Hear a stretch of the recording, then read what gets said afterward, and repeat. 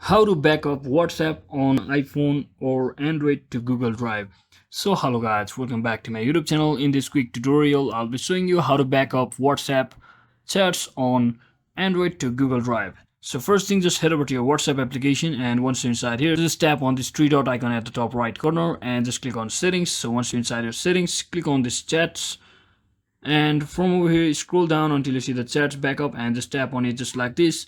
So once you tap on this chat backup option, you can actually click on this backup button over here, but before you do that, you can click on this Google account section to choose in which Google account storage you would like to utilize, and based on that it will should be saved on that particular Google account storage. As you can see, you can also read it over here, and once you can always restore them on a new phone after you download the WhatsApp on it.